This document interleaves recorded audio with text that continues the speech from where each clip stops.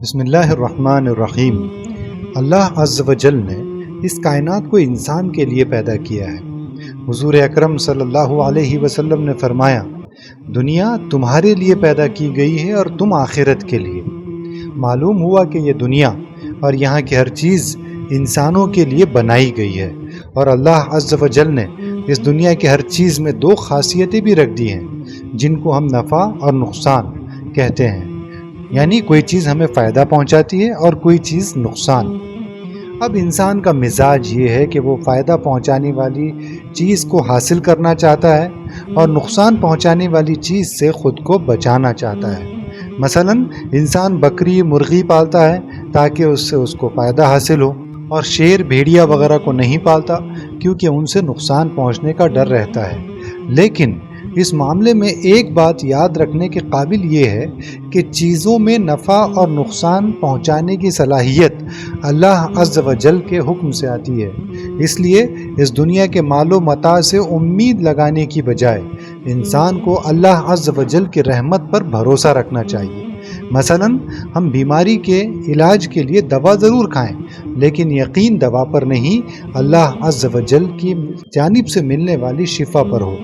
اس بات کو سمجھنے کے لیے کسی نے حضرت یوسف علیہ السلام کے واقعے سے کیا ہی اچھی مثال دی ہے کہ جب حضرت یوسف علیہ السلام کو ان کے بھائیوں نے کنویں میں ڈال دیا اور حضرت یعقوب سے آ کر جھوٹ کہا کہ یوسف علیہ السلام کو بھیڑیا کھا گیا ہے، تو وہ ثبوت کے طور پر حضرت یوسف کا کرتا، ان کا قمیص اپنے ساتھ لائے۔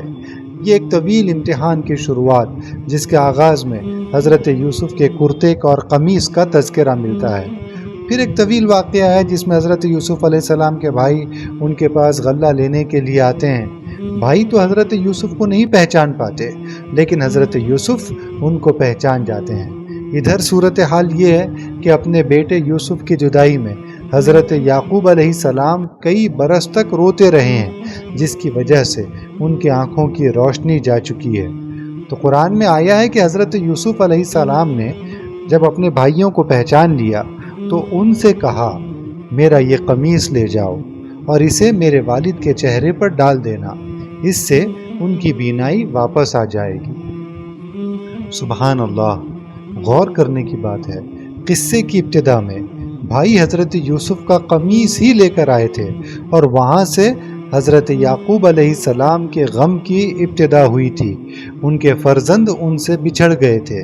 حضرت یوسف کی ابتلا اور آزمائش کی ابتدا ہوئی تھی، وہ اپنے محبت کرنے والے شفیق والد سے بچھڑ گئے تھے، اور اسی قصے کے آخر میں حضرت یوسف علیہ السلام کا قمیص ہی تھا، جس کے ساتھ نہ صرف یہ کہ حضرت یوسف کے مل جانے کی خوشخبری واپس آئی، بلکہ حضرت یعقوب علیہ السلام کی آنکھوں کی روشنی واپس آنے کا ذریعہ بھی حضرت یوسف علیہ السلام کا قمیص ہی بنا، ورنہ اتنے سالوں کے بعد اپنے بیٹے سے ملنے کے باوجود حضرت یعقوب ان کو دیکھ نہیں پاتے۔